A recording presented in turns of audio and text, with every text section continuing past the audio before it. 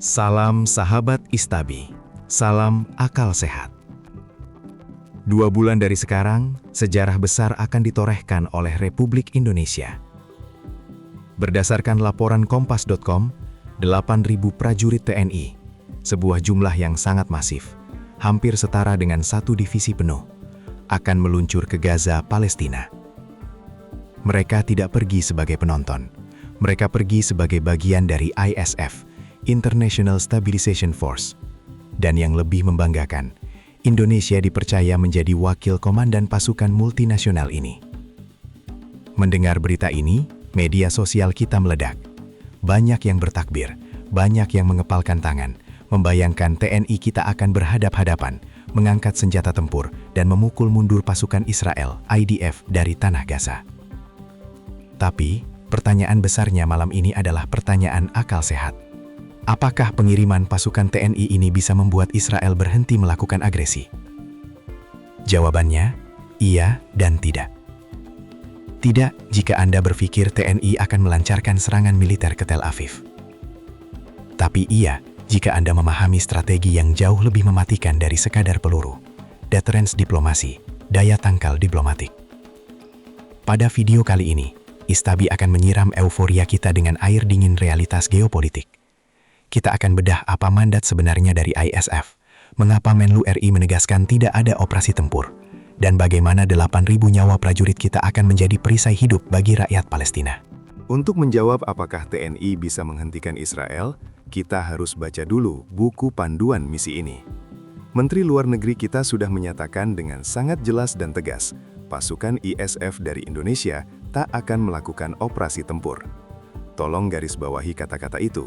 Pasukan kita berangkat menggunakan helm biru atau helm stabilitas internasional, bukan helm serbu tempur. Mereka adalah peacekeepers dan stabilization force. Lalu apa tugas 8.000 prajurit kita di sana? 1. Mengamankan koridor kemanusiaan, memastikan truk makanan, obat-obatan, dan air bersih bisa masuk ke Gaza tanpa dicegat oleh ekstremis sayap kanan Israel atau terjebak baku tembak. 2. Rekonstruksi dan medis, membangun kembali rumah sakit lapangan, membersihkan puing-puing, dan memulihkan fasilitas air. 3. Buffer zone, zona penyangga, berdiri di antara reruntuhan Gaza sebagai representasi otoritas internasional. Jika ada yang berharap TNI kita akan meluncurkan rudal anti-tank ke arah Merkava Israel, Anda sedang menonton film fiksi. TNI tunduk pada hukum internasional dan mandat ISF. Jika mereka menyerang lebih dulu, Indonesia akan dianggap melakukan invasi, dan itu melanggar konstitusi kita sendiri yang ikut melaksanakan ketertiban dunia, bukan menciptakan perang baru. Lantas, kalau tidak menembak, bagaimana bisa menghentikan agresi Israel? Disinilah letak kegeniusan diplomasi militer. Dalam ilmu geopolitik, ini disebut deterrence by presence, daya tangkal karena kehadiran. Selama ini, saat Israel mengebom Gaza, mereka berdalih menargetkan pejuang Hamas. Tidak ada militer negara lain di sana. Israel leluasa melakukan carpet bombing, pengeboman buta. Sekarang, bayangkan skenario ini.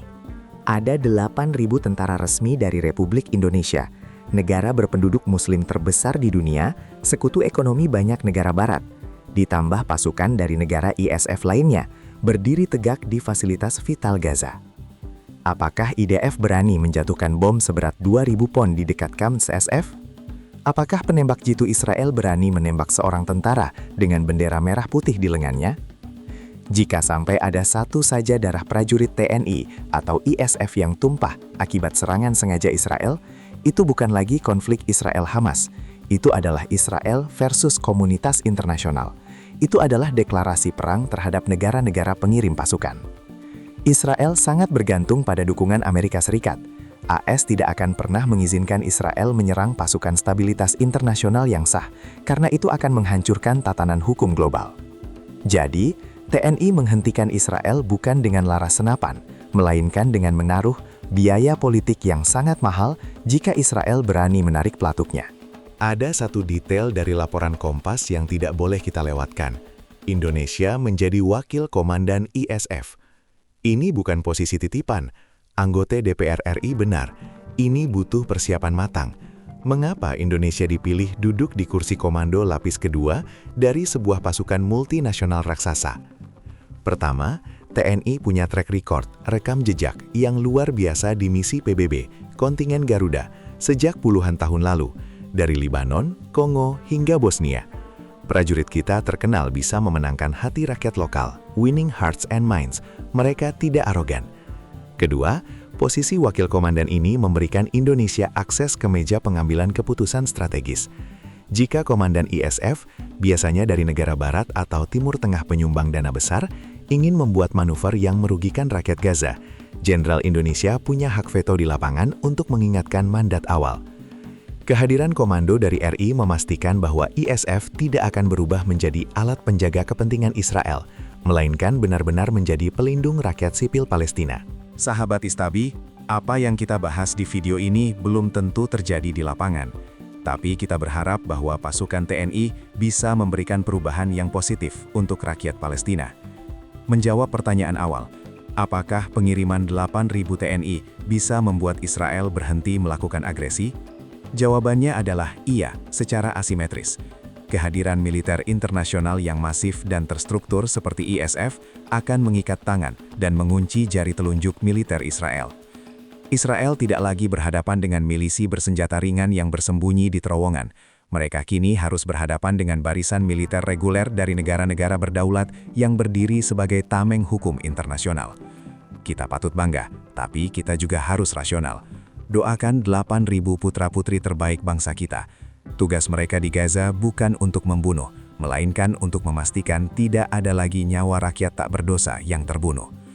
Mereka berangkat membawa nama Garuda, untuk memastikan burung merpati perdamaian bisa kembali terbang di atas langit Gaza.